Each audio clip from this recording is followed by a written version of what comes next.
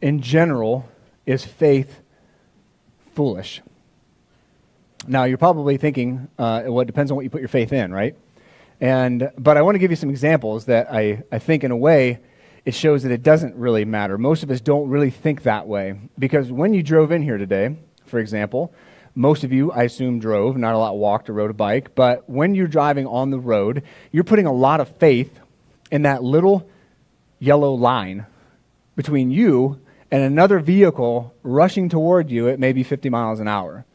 Not only are you putting a faith in that line, but you're putting in your faith in the person on the other side of it, that they understand that that means that they have to stay on their side, even if they're paying taxes for all of it, right? Your side. This is my side, right? But we do that. And most of you probably put a lot of faith in that little brake pedal this morning, didn't you? You assumed that when you press it, it's going to make your car go slower, right? We don't even think about that. We just jump in our cars, we crank it up, and we just head off. Not many people are doing the 360 perimeter check on their vehicle before they left, looking under it, double tapping the brakes a couple times, like, yep, we're good to go. No, you crank it up, you hope it works, and then you're off, right? And then you're just full of faith, right? You're just full of faith as you're driving. Or when you came in here. So you get to church this morning, y'all came in, and eventually, y'all did what? You plopped down on these seats here, full of faith, man. You were exercising faith, thinking, when I sit all the way down and gravity takes control and there's no turning back, when I sit down, I'm not going to be embarrassed when the thing crashes to the ground with me, right?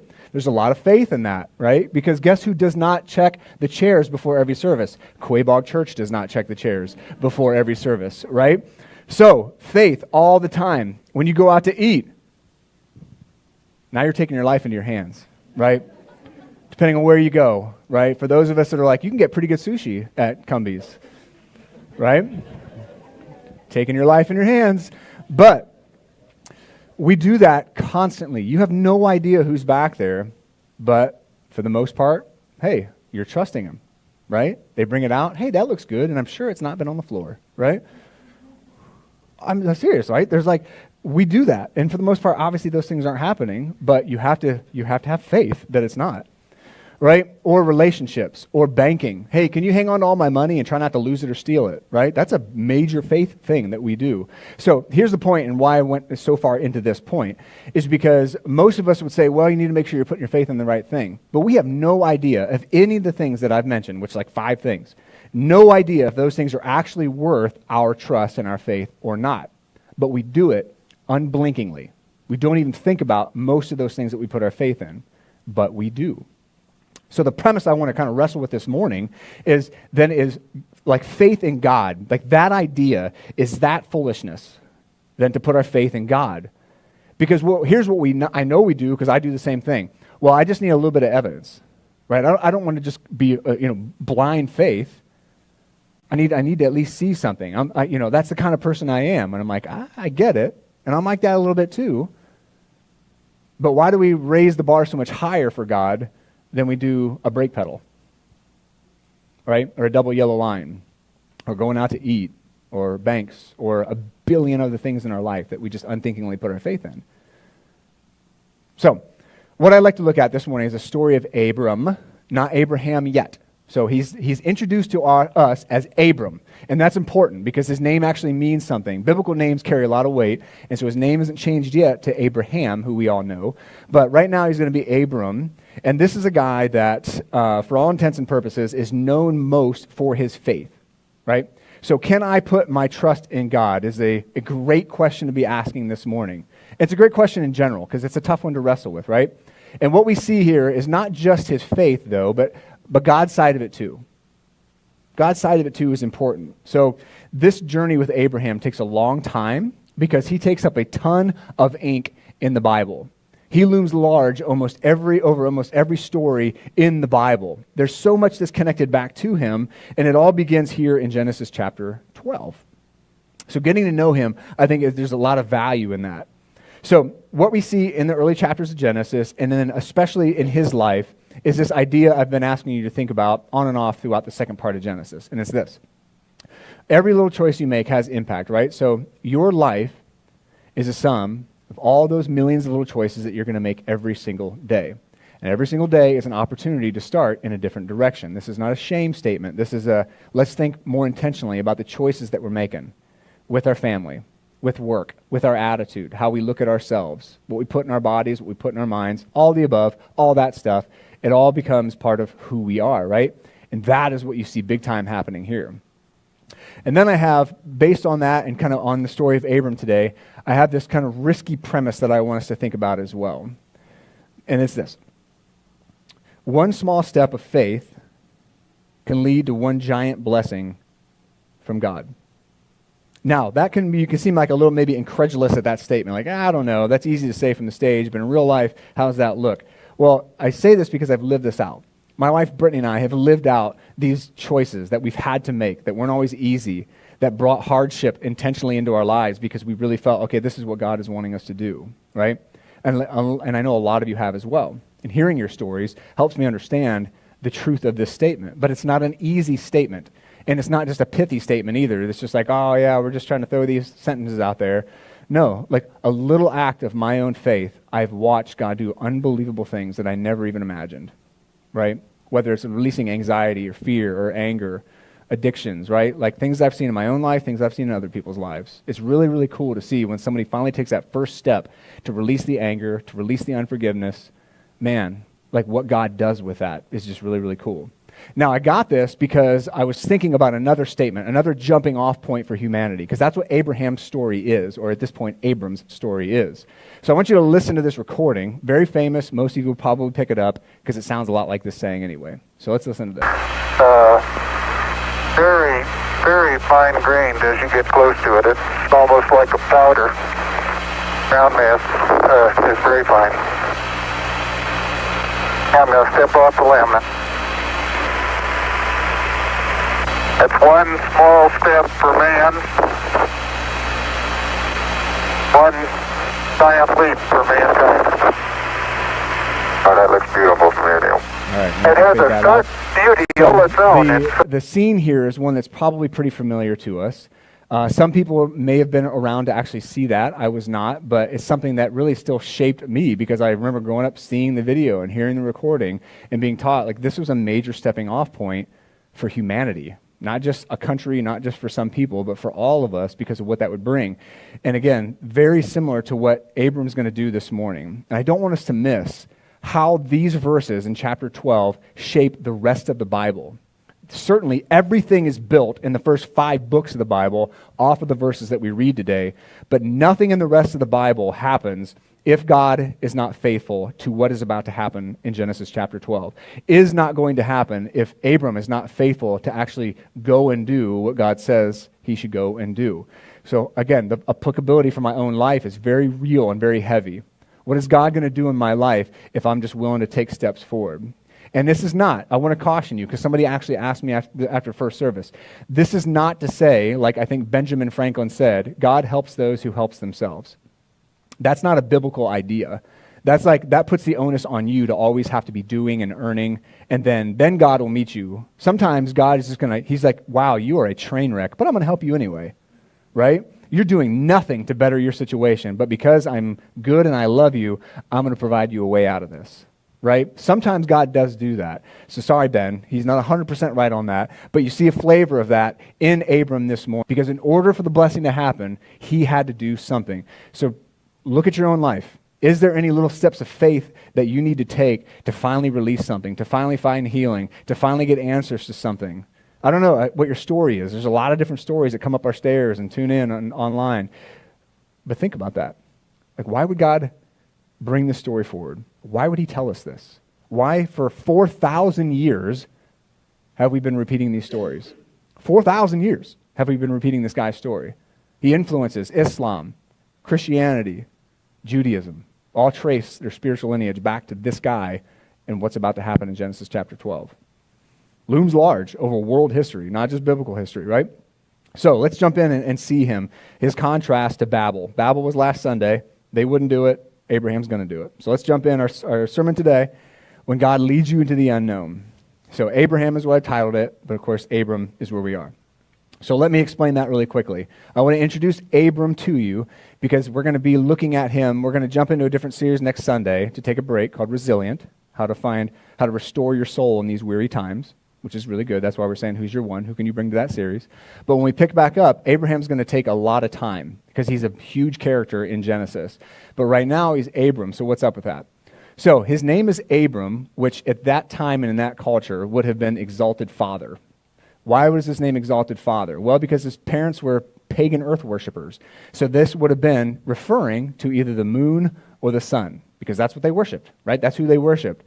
Now, this is also painful because you can imagine if God says, hey, I'm going to give you kids when you're 75 years old, which is ha, as it is, and then you have to wait 25 years for the promise to be fulfilled with a name, exalted father. There's kind of a sting there, right? For a quarter of a decade or a quarter of a century, you've got to hang on to this name. It means father, exalted father. But in Genesis chapter 17, Abraham is then introduced. God changes his name, and whenever that happens in the Bible, it's super significant. Names carry a lot of weight in the Bible. That means father of many, and that's the name that most of us know him by, because he is, of course, the father, the ancestor, like of ancestors of the Jewish people, and like I said, even with Islam and even with Christianity. So we have these name changes that are important. He lived in a place called Ur, which we'll show a map here in a little bit, but he lived in around 2000 BC. This is a good thing for us because there's not many times in history in the ancient world that we have so much information from. Archaeology and all the things that we've dug up, we know the world that he lived in, we know the culture, what they thought about, what they wrote, what they drew, we know what kings were like. We know a lot about that time back then because we just keep digging up all this stuff up out of the dirt, and it just keeps pointing to the reality of what we're going to read and the truth of this historical context that we find Abram in. All right? But he's rich, he's prosperous, he's settled, but he's definitely not a follower of God.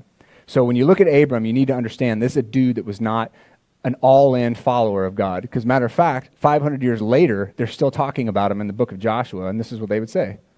They would say, he worshipped other gods. So clearly, he wasn't following God, which is another fascinating part of his story, right? That God steps into his story, and he trusts a God he doesn't even really know.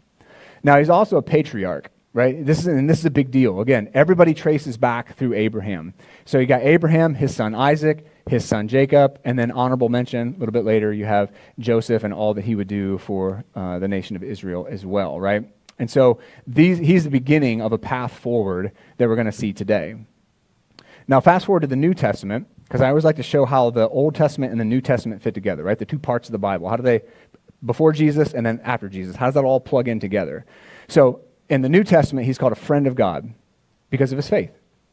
Just like with Jesus, when we put our faith in Jesus, we become a child of God. Our relationship status changes with God, and it did with him as well, but because of his faith. And then, this is what the Apostle Paul would say about us now getting to connect with Abraham. So, this is what Abraham's faith was all about. This is where it pointed. He said, now, the Scripture saw in advance that God would justify the Gentiles, so that's all of us, that's non-Jews. We'd all be justified by faith and proclaimed the gospel ahead of time to Abraham. So God is speaking to Abraham about Jesus Christ. So what we're going to read today has far-reaching consequences, right? The New Testament, everything else, is all based on this Genesis 12 stuff. So he goes on and he says, saying that all the nations will be blessed through you. He's quoting what we're about to read. As a result, those who have faith are blessed with Abraham, who also had faith. Right? He is the example for us, and what happened to him is something that we can take hold of as well. So, I don't know about you, but it helps me to sometimes think, like, where are things happening that they're talking about? There's a lot of names and places in the Old Testament. Basically, this is what we got. This is the first leg of his journey, right? You got the Mediterranean Sea on the left. You've got the Persian Gulf on the bottom right. You've got Iraq. It's cutting a line right through Iraq, basically into the northwest there, and he's going to go from Ur to Haran. That's the first leg of Abram's journey, and we don't know much about that, only that he was called out of Ur, right? But when I was younger, I never understood any of this stuff. Like, well, where did he start? Was it Haran? Was it Ur? What's going on? Well, it's both. And then we see that in Genesis 11. So Terah, his father, took Abram and his grandson Lot. Lot had to come with him because Lot's dad was dead by now, and his daughter-in-law Sarai, who would eventually become Sarah, his son Abram's wife. And they set out together from Ur of the Chaldeans to go to the land of Canaan, which is like the second leg of the journey. That's south. But when they came to Haran, they settled there. So Terah had to have some faith too. All right, so that's how they get to where we are. So we are in Haran, which is up in the north, just to try to like orient where we are. All right, and so then that's where the story begins. So let's jump into the story here. So verses 1 through 3 are the call. Verses 4 through 9 is how he responds to that. So again, this is good for us. How do we respond when God puts an opportunity before us? So verse 1, Yahweh said to Abram, go from your land, 1, go from your relatives, 2, and go from your father's house to the land that I will show you. So go is a critical part. There's all kinds of cool things we can pull out of a lot of these verses. One of the big ones is that he actually responds. And in the Bible, people are always on the move.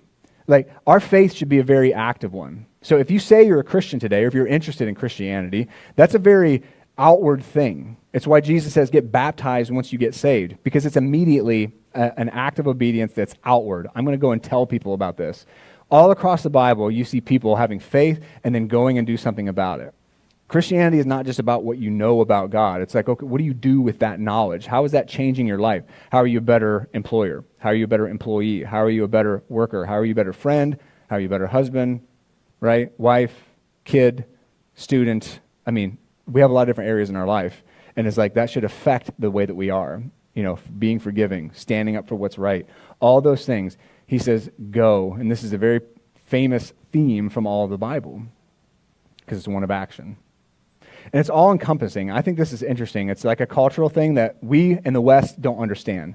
So he ends with your father's house. That was the all-defining thing in their world.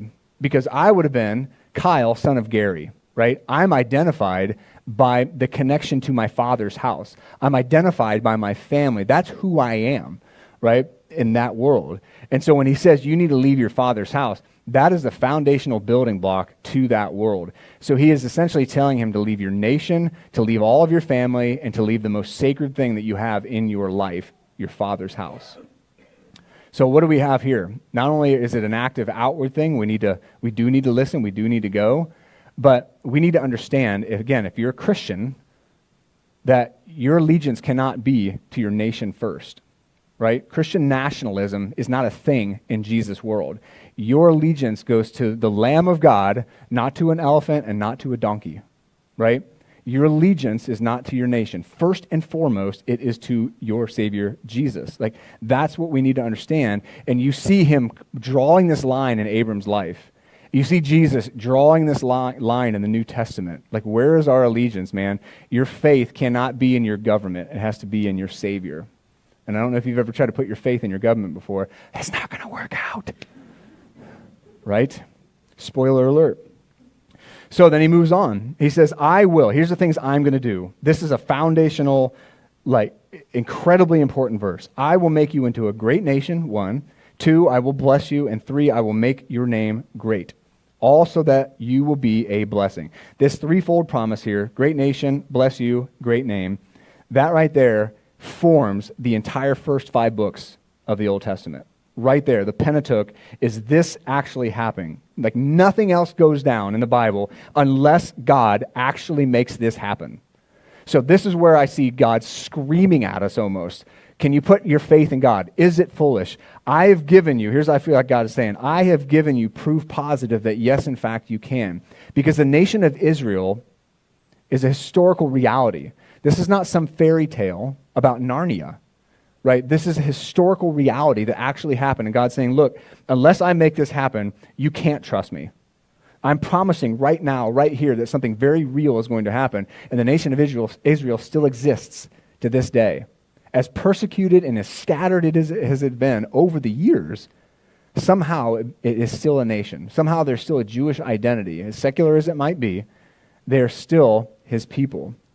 And so he's going to do all these things so that he can be a blessing, so that Abram and his family can be a blessing. And the sad thing, though, is that Abram's never going to see this.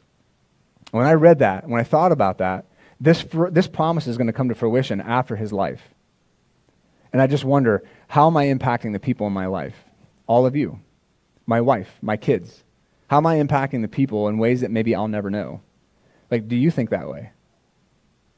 And do you think about your impact that maybe you'll never ever see in your kids? Because your kids, I'm guessing if you've got kids, they're not coming up every morning and being like, hey, I want to let you know you're doing a bang-up job. You know, I've been thinking about it, and wow. And like most of us just spend our time worrying, like I hope they're not going to have to go through too much counseling when they're adults, right? Like I just hope I'm not wrecking this thing.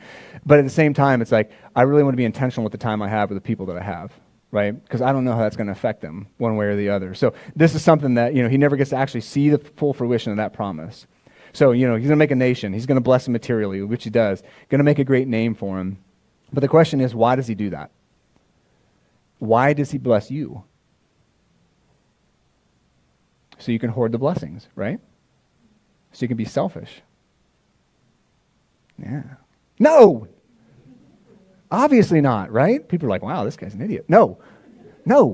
He blesses us so that we can be a blessing. When we did Financial Peace University, and if you haven't done that yet, right now we're looking to put that together and make that happen. But man, Financial Peace University was unbelievable. It was so cool to see how that affected some people. Some people made drastic changes in their life because they realized they've been buying this lie that says they need this, they need that, they need the status of that house or that job or that car or whatever. And what Financial Peace University does is said, hey, let's really think about what we actually need. Let's live well below our means so that we can bless other people. Because that's what Christianity is supposed to be. Like the hallmark of the early church was just how generous it was, right? So we're not meant to hoard. We're meant to take those blessings and then be a blessing, whether it be financial, whether it be experience, whether it just be a note, right? Like I'm just going to bless people. That's the way I want to live my life. And that's what he's telling Abram right here. He's like, just so we're clear, that's the line. Then verse 3. He says, I will bless those who bless you, and I will curse anyone who treats you with contempt. Well, that sounds harsh. Why would he do that? Well, because he's going to protect the promise. Because again, if the Apostle Paul in the New Testament is right, the promise is about Jesus Christ. I'm going to bless the whole world through you, Abram. This line that you're going to start in the nation of Israel is one day going to result in the Messiah, Jesus Christ. And that's for the whole world, Abram, and you'll never even see it. But that's the point. So that's what Paul is trying to draw out. His faith, that promise led to Jesus Christ. So he's going to protect that line. And then the next verse, again, well, why? Well, the next part of the verse. And all the people, Paul quotes, we read earlier, all the peoples on earth will be blessed through you. Abram, I'm going to do something amazing in you. So Abram, he actually does it. Next verse, he's like, okay. So Abram went as the Lord had told him, and Lot went with him, right? Because Lot's father was dead, so he brings Lot along with him. Now, here's the thing. I want you to try to make this a little more real for yourself. Again, what is this small step of faith that can result in a gigantic blessing from God for you?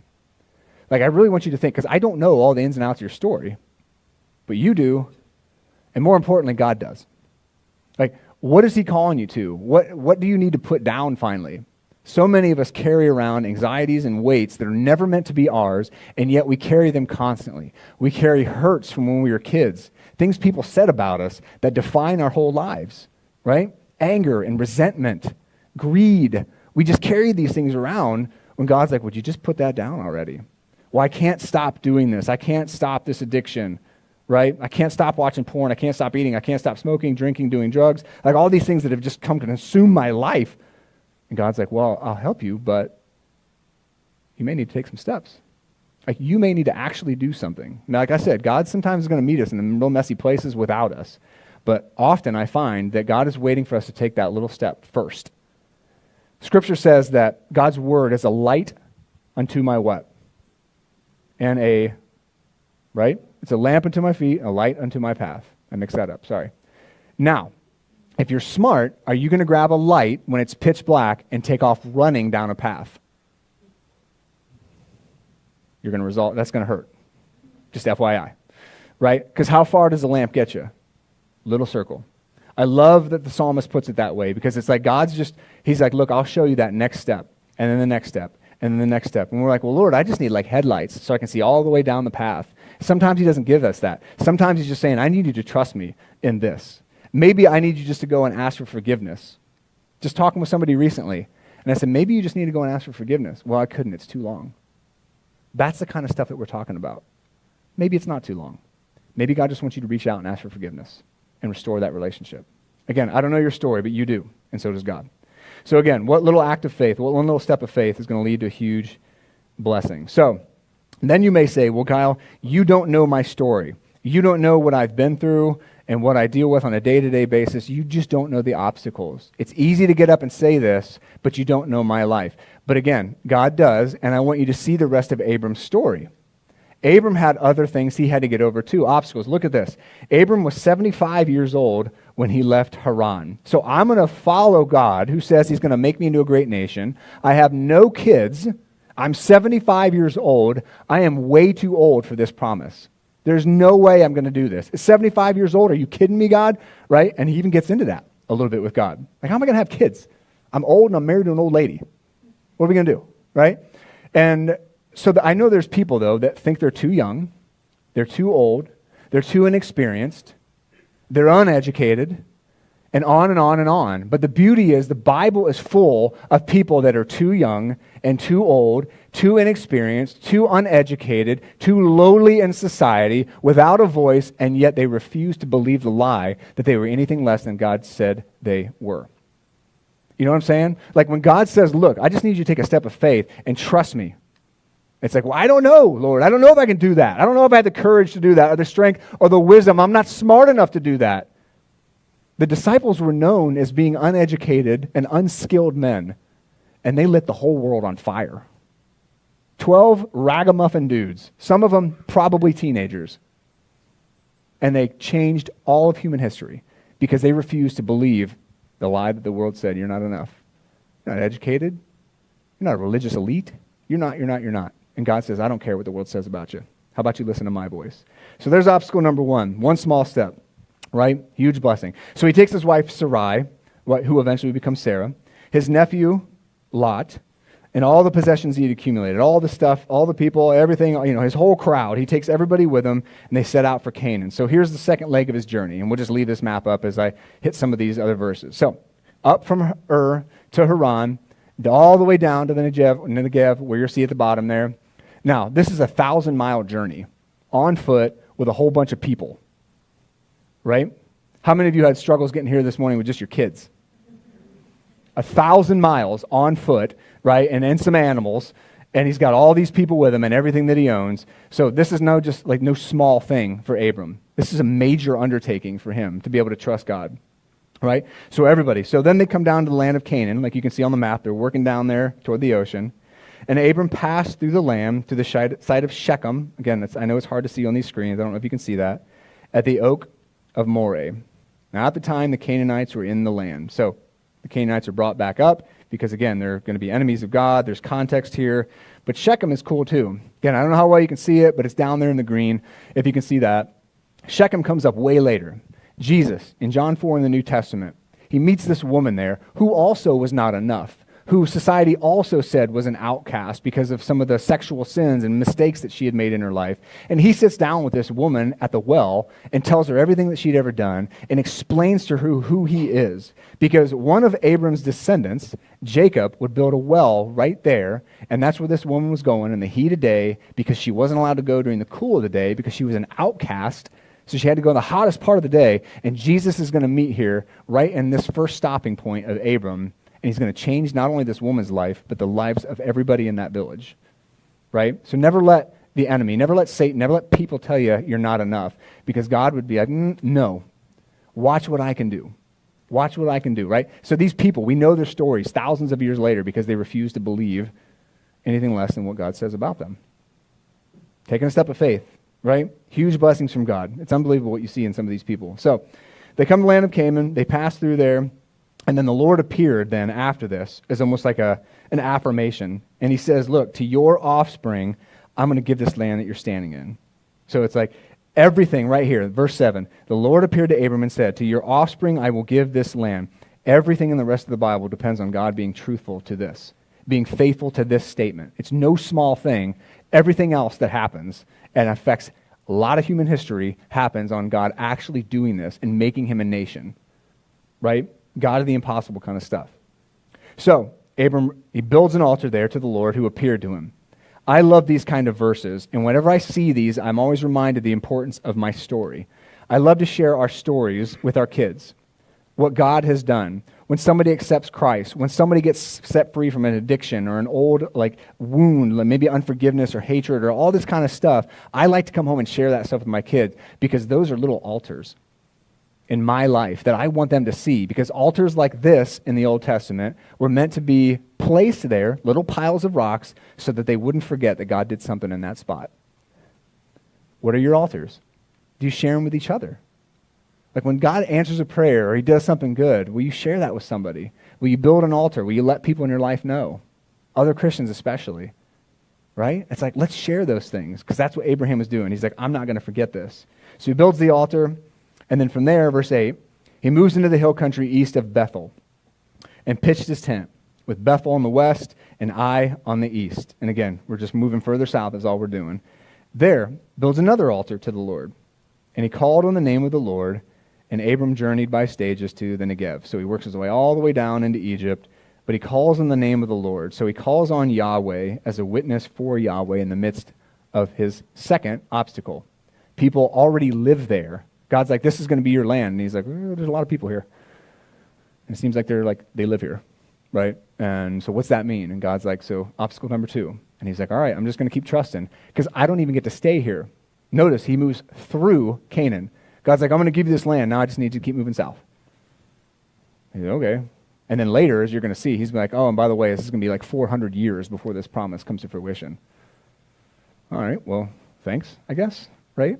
So again, he's not ever going to see even close to the promise. He's just moving through, and there's other things we'll see as our story goes on in later weeks about this. But man, just the faith of him, because I want you to, what I would love for you to see this morning is this story about him is so enduring. Again, it's 4,000 years old. We know the world that Abraham lived in, and yet we're still talking about it. Not just because of Abraham, though. It's because God was actually faithful to what he said to Abraham. He said, I just need you to take a little step. You're not going to do all this. There's no way you could do all this yourself, but I want you to take a little step of faith, and I want you to see what I do with it. I love hearing stories from this church of people taking those little steps and being like, I just never thought God would do that. And I'm like, yeah, exactly. That's the kind of power I love to see in people's lives. So again, I don't know where this statement lands in your life. I don't know what obstacles in your life, but like I said, I know you do, but most importantly, I know God does. I've seen it in my life. I've seen it in the lives of people I love and care for, and I want that more than anything for you. To see the truth of these stories, not just as fairy tales, but reality that came to fruition in real human history. There are Jews today because God was actually faithful to this promise that he made to Abram. Right? I mean, that's wild. So can he heal your broken relationships? Can he heal you? Can he help you stop something? Can he show you something? Can he give you courage to do something? Yes, 100% he can. But you might need to take a little step of faith. Just maybe.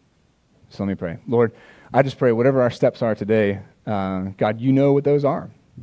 And I hope that you'd show us what they are, Lord, because we're all going to come to those crossroads at all different times of our lives. We're all going to feel less than. We're all going to feel doubtful. We're all going to feel worried about a choice, not making it right, wherever the thing might be. God, would you just be faithful to us, and Lord, and just the little steps that we take, Jesus, would you show up there? And Lord, again, I pray for those of us that don't yet know this kind of love, that don't yet know this kind of belonging, and haven't taken a step to accept you as Christ, Lord. I pray today is going to be the day of salvation. God, would you stir, if somebody's not there, to accept you today as their personal Savior? For those of us that know you, Lord, help us to lean into you more and more and more, to bring more and more and more to you, to lean into your community, Jesus, and watch what you do. And I pray that in your name, Jesus Christ. Amen. All right, that's all we got for today. It's great seeing you guys. Love you all.